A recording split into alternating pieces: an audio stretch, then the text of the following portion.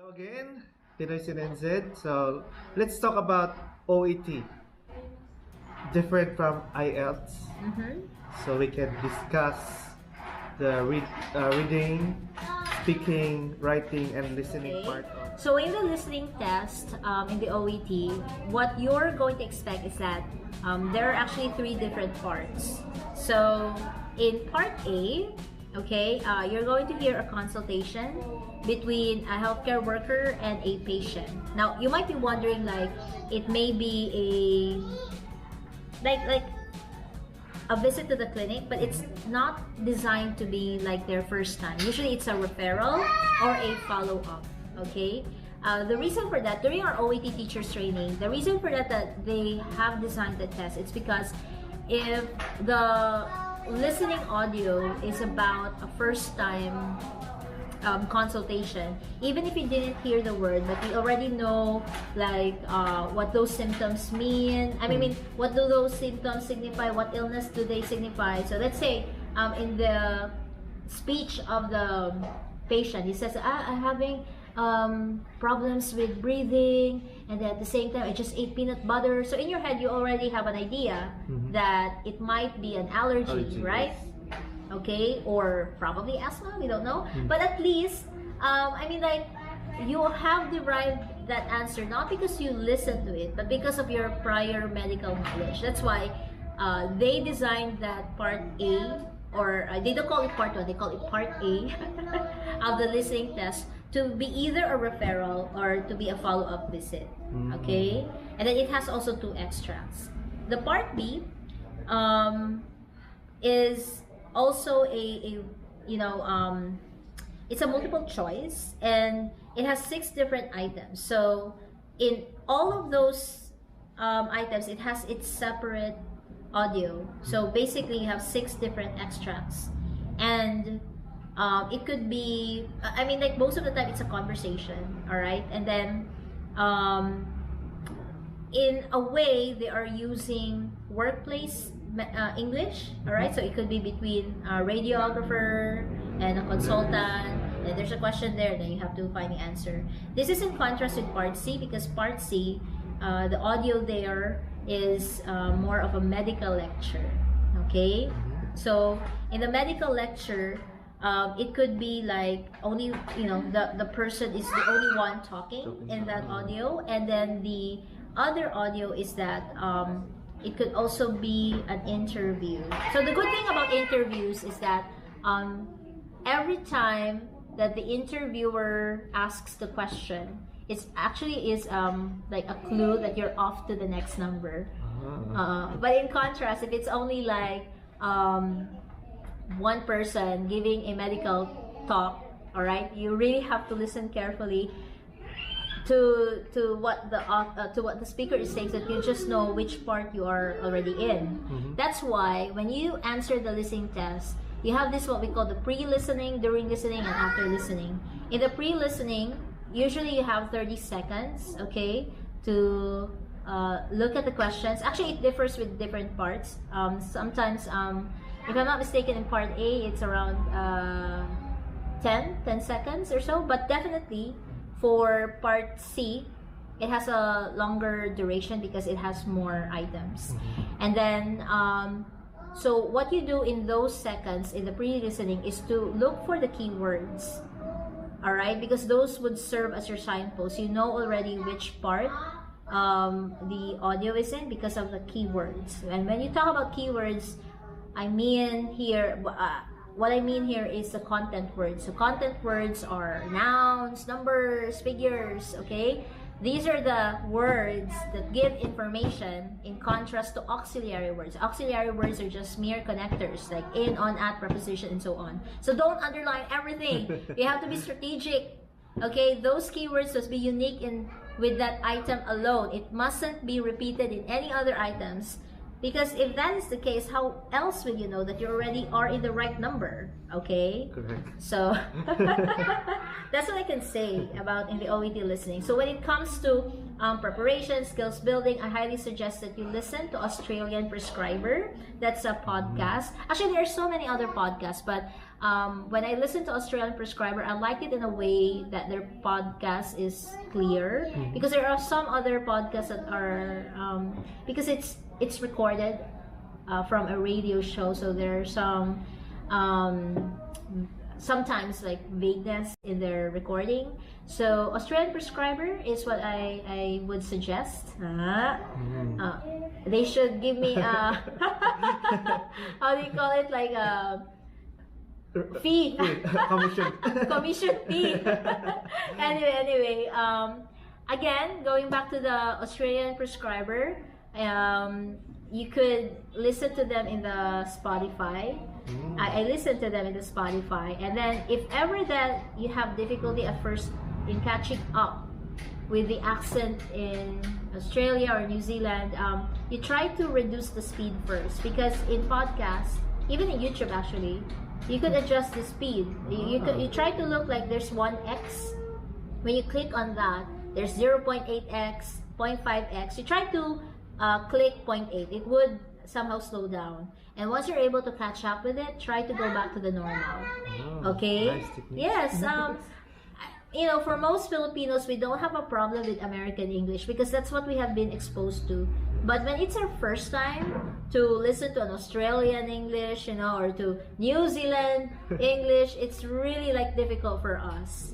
Okay? Honestly speaking, it was my first time to listen to an OET listening test. You know what's in my head? That's really how it sounded like. I panic. Oh my God, what is this? But then, you know, you just have to take it step by step. It's really more of exposing yourself and just really taking things through slowly. Okay, as long as you're able to understand what you're studying, what you're trying to learn. Okay, don't really rush things. Okay. All right, so that's for the listening test. So now we can talk about reading. Reading. Okay. In OET. Okay. So in terms of the reading test, okay, it also has 3 different parts. They call it parts A, B, and C. In part A, you're given a 20-item test with 2 booklets. One booklet is the text booklet, and the other booklet is the answer booklet. In the text booklet, you'll find in the main page, of course, there's a cover page, right? But in the first page, you have there the overall theme. Let's say the theme here is about asthma. And then you have 4 short texts entitled as Text A, Text B, Text C, and Text D. And these are very short reading material that you can usually find in the hospital setting. So it could be a procedure on what to do. What I mean is that, like, if it's an asthma attack, like, what do you do if the patient has difficulty breathing? This is what you do. It's like the procedural. It's like the protocol of the hospital. Protocol on what type of healthcare treatment plan are you going to give. It could also be like the text to be about the drugs, okay, included in the treatment plan. It could also be actually it just has to do with the main theme. In that case, my sample was the asthma. And then in your text booklet, okay, you have the 20 items, right? And then in the first 8 questions is a matching type, and then in the next 6 or 8 items, that would be like an open-ended question. And the last 6 or 8 items, that would be a fill-in-the-gap type of question. So the challenge here is that you have to answer all 20 items in 15 minutes. So imagine that. You do the math. Basically, for every item, you have to answer it at around 30 to 45 seconds. So would that be possible? Of course. That's where the teachers are for. And there's, of course, a technique for that. And basically, the skills tested here would be your skimming and scanning. You're not expected here to thoroughly understand the text material. If you do that, you're gonna consume so much time. Okay, and more then than an hour maybe. you save that kind of reading later for parts C. Okay, parts B or C. Okay, all right. So that's for the part A. Next, you know, after the 15 minutes, the invigilators will have to collect the papers. So you have no choice but to really answer as many as you can within 15 minutes. Okay, then after that, they're going to give you altogether the parts B and C, and you have to answer both parts for 45 minutes. So usually for part B, you could allot 10 minutes for that with 6 items, so that would give you around 1.5 minutes for each item. And then for part C, it also has 2 different extracts. Okay, so parang, oh sorry, I said a Tagalog word. Anyway, so it's like having 2 reading passages for part C. So in every reading passage, it has 8 items. So another 8 items, and then this time it requires you, inferential reading, like when you read it, you understand it, so that you'll be able to eliminate the options, because it's all multiple choice. And the tricky part there is that they're going to use words that are so similar to the text, and sometimes even these are words that are found in the paragraph, but you really have to eliminate the other options, because those other options do not actually answer the question. Usually the kind of question is like it's the first half of the sentence, and then the second half of the sentence would be in the options. So you always have to go back to the main question. Okay, that's it? So that's a trick. Alright, so that's for our reading test. So before I forget, you try to read medical journals if you want to enhance your skill. Yeah, like skill in inferential reading. Okay, so you go back again to medical journals. Please don't read medical surgical reference book. It's not the right material to study for OET. Okay, just more of healthcare journals, news. Okay, actually ABC News /health. I'm sorry, it's www.abcnews.au/health. You just try to Google it. Okay, you can browse through those websites. Okay, so those are the news from Australia? Yeah, but I think it has a counterpart in New Zealand.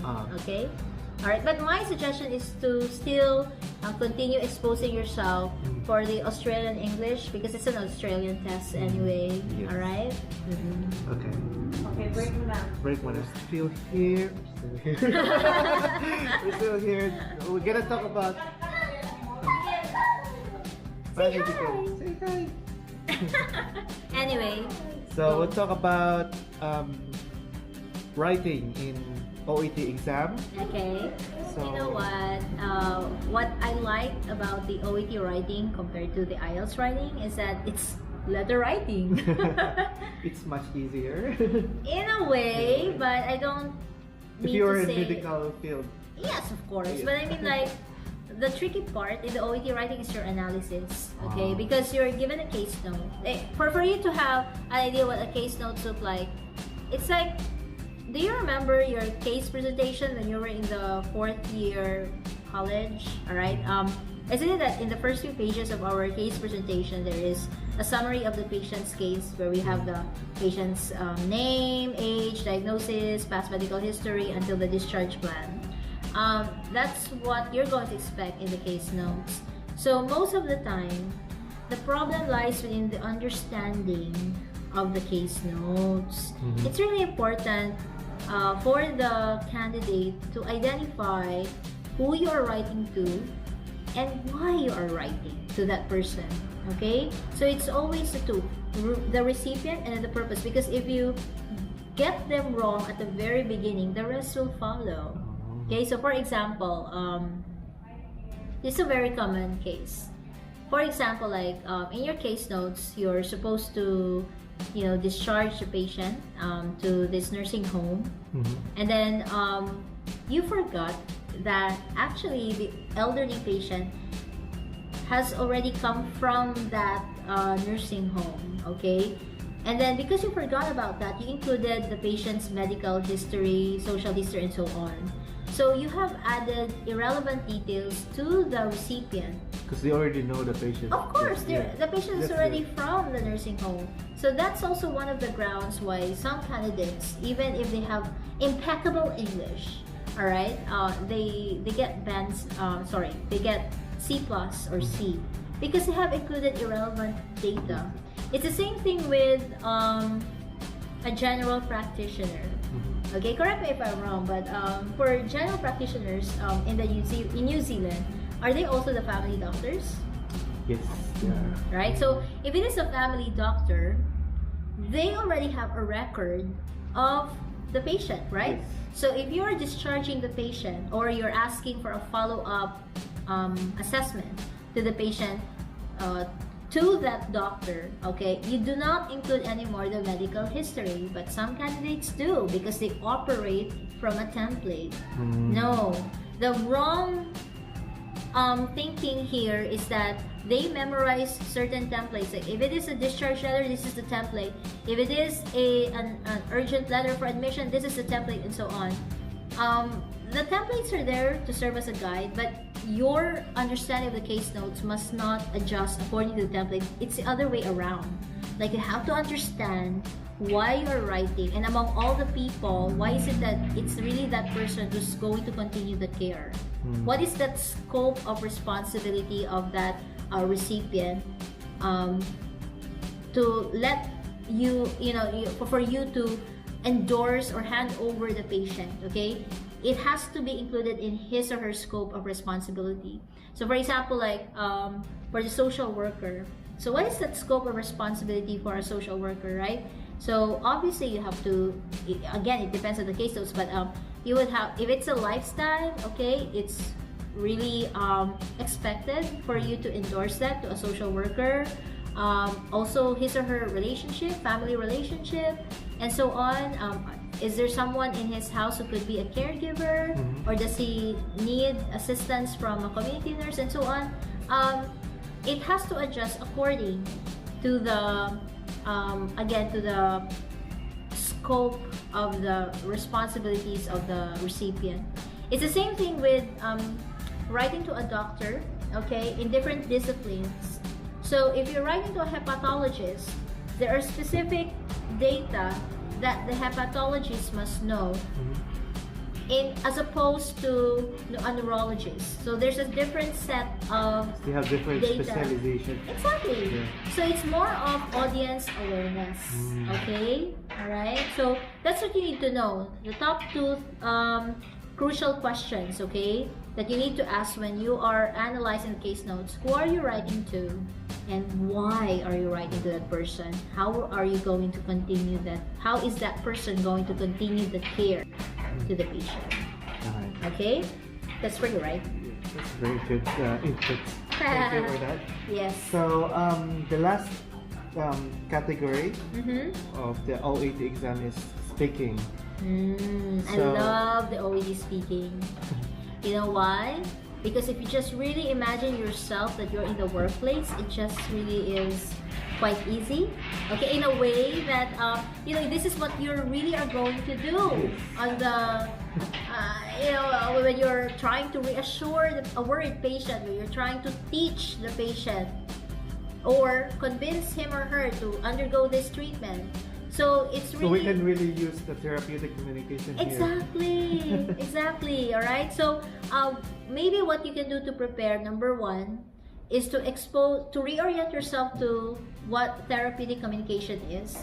Number two, try to view videos about nurse-patient communication. Okay, just for you to have an idea again, like, oh, okay, this is about therapeutic communication, being an effective nurse, being effective in communicating to the patients. And then the third one is to, I don't want you to memorize, but rather just familiarize the expressions for reassurance. Because there are only three major tasks that the nurse must do in the OET speaking. It could be reassuring, convincing, or providing health teaching. So what are those expressions that are commonly used when you reassure? Usually it's like, don't worry, or I understand what you're going through. I know it must be difficult, but okay, so you try to familiarize yourself with those expressions. If you need to write it down, the better, but I don't want you to memorize. I just really want you to fully digest it, okay? Expressions regarding persuasion, okay? Usually it's an if and then statement. Like if you comply with the medication, so we could see we could see the results faster. You'll get to recover much faster. Okay, so it's a if and then statement. And then you also commend if the patient adheres to or concedes already to your request. And then at the same time, for the health teaching, okay, I don't want you to bombard the patient with a lot of health teachings. You need to break it down. Okay, usually you start it off with allow me to explain. Let's say, allow me to explain what happens in diabetes. Okay, and then you don't bombard the patient with all the information at once. You try to chunk it. Okay, so let's start off first with what is supposed to be normal. Okay, and then you talk about it, and then you have a follow-up check. You have a follow-up question like, so were you able to follow? All right. Do you have any questions first? Okay. So once it's clear, then you proceed to the next. So what happens in diabetes is that okay. So you learn how to chunk it so that you get to make sure that you call it interlocutor, okay? That the interlocutor would be able to again digest all of the health teachings that you were able to deliver. By the way, the person that you're talking to is not the assessor, okay? In the Philippines, usually it's a fellow Filipino who's also oriented to the medical English. All right, but they really are very helpful. Okay, I didn't have any feedback from my previous students who had a negative experience with their OET speaking. Most of the time, they actually like the interlocutor because they help them. But as a candidate, you have to take charge of the conversation. I don't want you to dominate, okay? Because basically, unlike in IELTS where you really have to talk a lot, here in the OET speaking, it's a role play, it's a conversation. So like as much as natural. possible, as much as possible, you're able to ask the right questions so that you'll be able to elicit information from the patient, okay?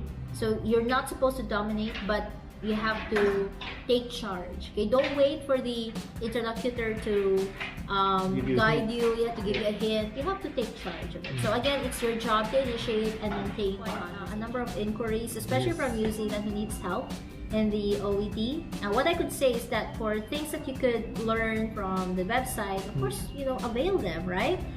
My job is more of the feedback, because it has to have a human aspect. Someone who is trained to assess and to guide, which areas do you still need to improve on. So hopefully, soon, probably in 3 months' time or in 6 months' time, we'll be able to launch it. And I'm going to contact him, and then let's see.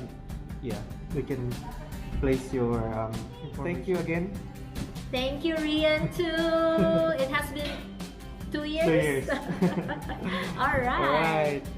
Okay. Thank you very much, Bye-bye. guys. Bye.